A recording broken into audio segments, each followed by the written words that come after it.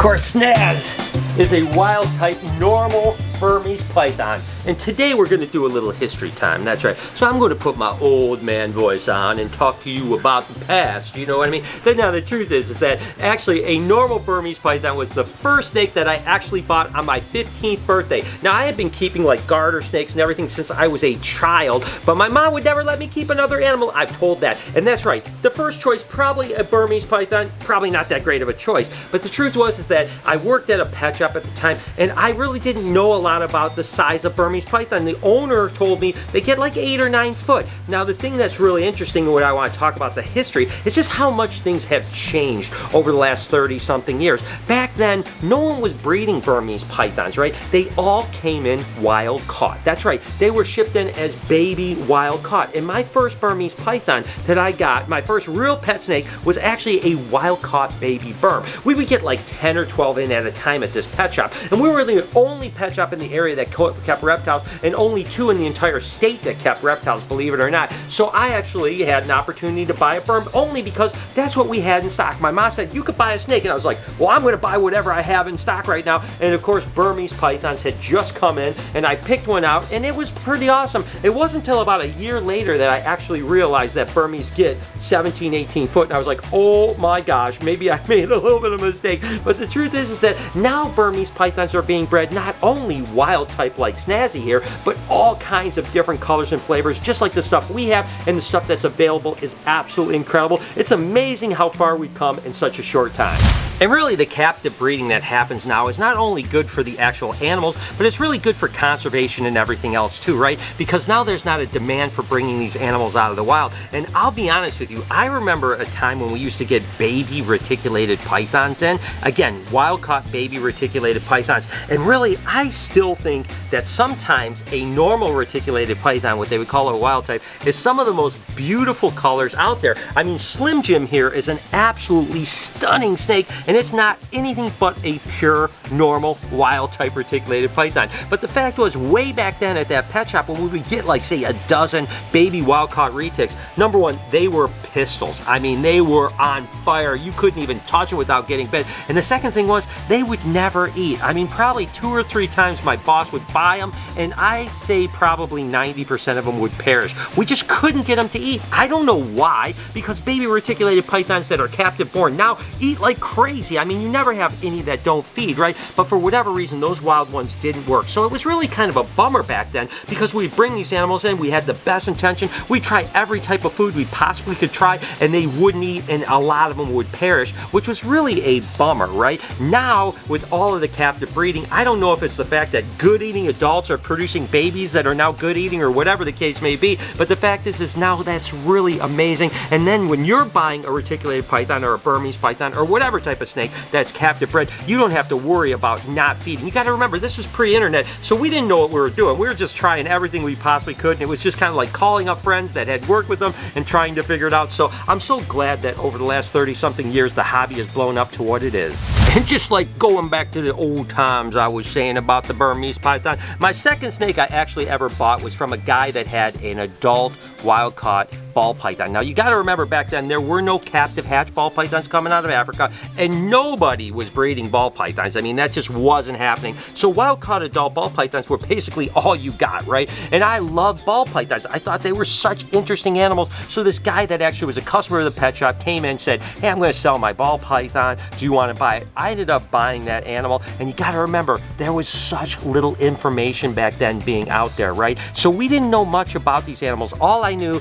is that it wouldn't eat for me, right? I tried mice, I tried frozen, I tried live, I tried rats, I tried frozen, I tried live, and then back then a lot of times people say try gerbils. Now there's something that's called ASFs, which is African soft furs. They even call them multi-mice in certain parts of the world. The fact is that a lot of ball pythons will eat ASFs, but there were no ASFs back then. So gerbils were something that people would often say. They would say they were species-specific feeders, meaning that, hey, they would eat something like a gerbil in the wild, which is actually more like an ASF, and they would try, I tried that. It didn't work. And I was going crazy. I was, again, a 15-year-old kid, right? So I started spending almost every dollar I had making the money from the pet shop on vet bills trying to get my pet ball python to eat. I mean, we inject it with B12, hoping it would stimulate its appetite. We essentially assist fed it for a while. Then we even tube fed it for a while. And for 2 years, I would take it to the vet at least once a month because it would not eat. And ultimately, it ended up perishing. And that's just really bad, right? So back then, the hobby wasn't what it is today, where you can get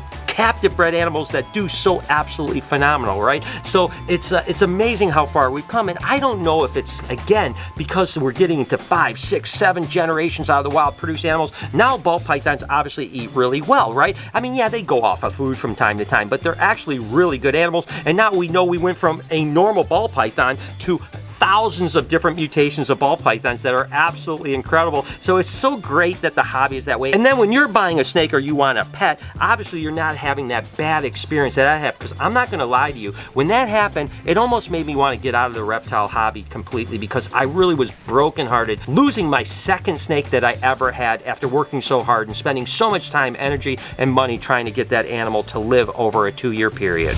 And when I'm talking about F generations, just so you guys understand, if it was a wild caught reticulated python, it's what they would call an F1. If you bred it, that generation would be F2. You raise those up, breed those, it'd be F3. Raise those up, it'd be F4, so on and so on and so on and so on. So now we're into F5, F6, F7 generations with all these animals. Burmese pythons, reticulated pythons, anacondas are now in F3, F4 generations. You're not only seeing them eat and do better, but you're also seeing them being more docile. There's no way that 30 years ago I'd have a retic around my neck without probably getting bitten. Now we have Perdita in all of our retics that are dog tame, and that's something that happens. I mean, think about it a little bit like domesticated dogs, right? I mean, probably dogs hundreds of years ago were probably like wolves, right? They would attack you and stuff like that. Now we bred them domestically for hundreds, thousands of years, or whatever it's been, and now they're actually puppy dog tame. I wonder where that term came from. Anyways, the point is that they actually can have better temperament as you're breeding. Now think of it this way. If I'm going to breed retics, I'm going to breed the tamest retics, right? And that's going to pass on to their babies, right? I'm not going to keep back my meanest retics to breed, because that may pass on to their babies as well, right? So every F generation you get in, you're getting better quality animals. Not to mention the cool color phases and stuff like that. It's really about the health and actual temperament of the animal. And that's why I think it's so amazing. And kudos to everyone out there that has put in the work to produce these animals for generations and generations, because it's allowing everybody, people like you, people like me, to buy these amazing animals and have amazing experiences with them. I can promise you, back in the day, the old Tom Bryan over there, trust me, he wasn't having great experiences, right? It was a pain in the butt to work with a lot of these animals, and it's amazing that we've come so far, and I just think it's great, and I think the future is absolutely wonderful. And speaking of all this captive breeding, let's go ahead and take a look at a colubrid clutch that just hatched out that I love. You know, I love the black and white Cal Kings, and you got to remember, colubrids were just like pythons. You know, in the beginning days when you had wild caught colubrids, they didn't always do well too. Although like stuff like corn snakes usually did a little bit better and so like that. And breeding with corn snakes actually did kind of happen earlier than some of the python type of stuff. But there were a lot of species, rhino rat snakes, mangrove rat snakes, mandarin rat snakes, all these types of things that literally when you got them they did horrible. But now that they're captive bred, they're absolutely pretty amazing and they do really good. Mandarin rats are the perfect example. 99.9% of the imports will not make it past 3 months or something like that. And then now the babies that you produce are just like these Cal Kings here. Just absolutely wonderful. They do just as good as a corn snake or anything else. So this one's just a bunch of aberrant black and white Cal Kings. And look at some of the colors and patterns on these guys. I mean, there's a lot of variability in this particular clutch. I mean, we have something right here that's almost like just like a striped black and white Cal King. We have banded black and white Cal Kings. We have 50-50 banded black and white Cal Kings. Aberrant higher white ones, lower white ones. This is about as variable as you're gonna get. But again, it's really cool to see all these babies, and it's great that, you know, I've seen the majority of this kind of experience. Again, that old man voice. I've been around a long time, people.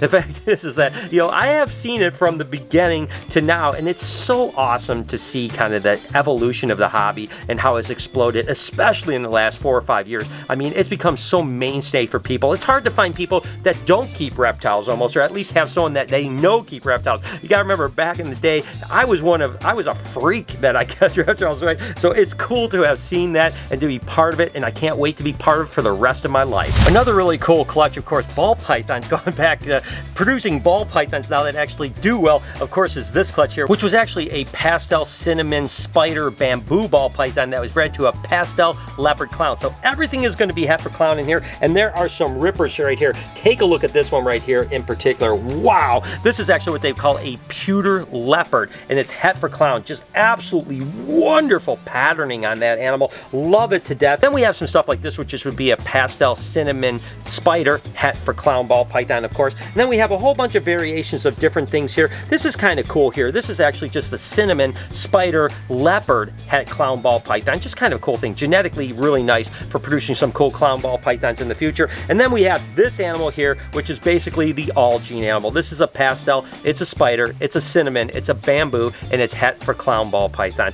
That's an absolutely banger and powerhouse genetically. There's no doubt about it. It's just cool to see all these animals now being produced, not just by us, but by everybody in the reptile hobby. It's just awesome to see, and knowing that, you know what, 99.9% of these animals are going to live rather than 99.9% of them not living with wild-caught animals. Certainly there is nothing more apparent than water monitors, or really all monitors for that matter. Still to this day, there are wild-caught baby monitors that come into the country from Indonesia, and I can tell you what, you wouldn't want to be down letting it lick you in the face like this, I can tell you that much, because again, those are F1 generation animals, and they can be tamed out, there's no doubt about it, but they oftentimes take a lot of work to be calmed down, whereas animals like Elvis that are like 4th, 5th generation being bred by so many amazing monitors. This one came from Nerd, of course, but there are tons of great monitor breeders that are really breeding tame monitor lizards, urban dinosaurs as Kevin would actually call them, and it's really true. I mean, they are so placid, and that's all about captive breeding. Back in the day, they didn't even import captive babies from Indonesia. It was always mid-sized wild-caught monitors that were just so absolutely aggressive, and you just have to be super, super careful. They'd whip you with their tail, they'd bite you, they'd scratch you up, they'd do everything. Now you've got animals like Elvis here that just want to hang out with me. They just want to be my pal, you know? He just wants to hang out and say, "What's up, Dad? What are you doing? What are you doing, Elvis? I love you so much." It's amazing. Again, we're unlocking the ability to really create these animals as more domestic animals, right? And that's just through lots of hard work from amazing people. Again, all these monitor breeders really paved the way for a completely new sector of the reptile hobby, and it's one that I'm obsessed with. You guys know I love monitor lizards, and to be able to have a monitor like Elvis or Toothless or any of the monitors, it's just absolutely incredible. And even like the lace monitors that are being bred now, they're still a little bit hyper, right? But they're only on maybe F2 generations. Once we get to F4, F5 generations, yeah, it's going to be pretty absolutely incredible. So I wanted to take you guys just down on that little bit of a history road, and I hope that you guys enjoyed it and appreciate where we're at in the hobby these days. If you enjoyed this video, do me a favor, here's a playlist. You can watch a couple of those videos. It would help me out a lot. You know what else would help me out? Subscribe to me right over here. I appreciate you guys so much. Have an absolutely wonderful day, Reptile Army. Remember, be kind to somebody, and I promise I'll see you guys tomorrow.